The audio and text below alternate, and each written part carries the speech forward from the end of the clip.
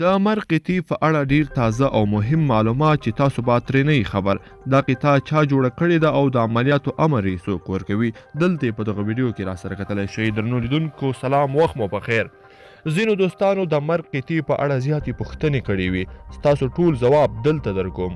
د مرګ قطعه چې د ملي امنیت نوې تشکیله قطعه ده، د دفاع او داخله وزارتونو او نور امنیتي ریاستونو په ګډه همکاري به د افغانستان په ټولو ولایتو کې عملیات ترسره کوي. تمرینات: دا قطعه د هغه ترخیص شوي نظامیانو مجموعه ده چې کلونه یې د په سنګرونو کې د مرمیو سره لوبې کړې دي او په کمانډو او ځانګړو ځواکونو کې دنده ترسره کړې وي. د 2 کاله ځانګړي تمریناتو وروسته د ملي امنیت په چوکاټ کې ترې د مرګ قطعه تشکیل شوې ده. د دې قطعې هر غړی په مختلفو برخو کې پوره مهارتونه لري او زده کړې په داخل او خارج کې ترسره کړې دي. سلاح: د دې قطعې سلاح د نړۍ د مختلفو سلاح جوړونکو کمپنیانو نه خریداري شوې ده او په سپکو او درندو او د نړۍ په پرمختللو وسلو سمبال او مجهزه قطعه ده.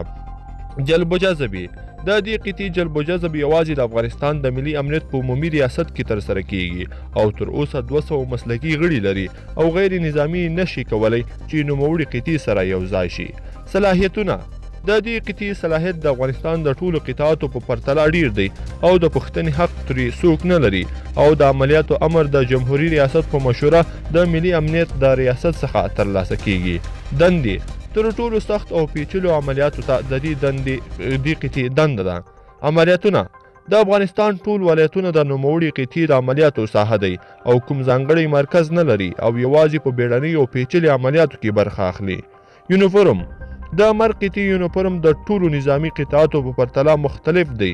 د دې قطعې یونیفورم نظر اراضي یعنی ساحې ته فرق کوي. که چیرې په ځنګل کې عملیات ترسره کوي د ځنګل لپاره ځانګړی یونیفورم لري او که چیرې په غر کې عملیات ترسره کوي نو د غر په شان یونیفورم لري او داسې نورو نظر د عملیاتو ساحې ته یونیفورم لري. مسؤلیتونه: د دې قطعې هر غړی د عملیاتو په جریان کې هیڅ حق نه لري چې په یو نفر د دښمن سره د 2 زیاتو مرمۍ مصرف کړي، یعنی داسې روزل شوي دي چې په یو مرمۍ باید دښمن ختم کړي. یادونه: نوموړې قطعه خپله لومړنۍ عملیاتو پس له 3 ورځې اوربند څخه اعلانوي.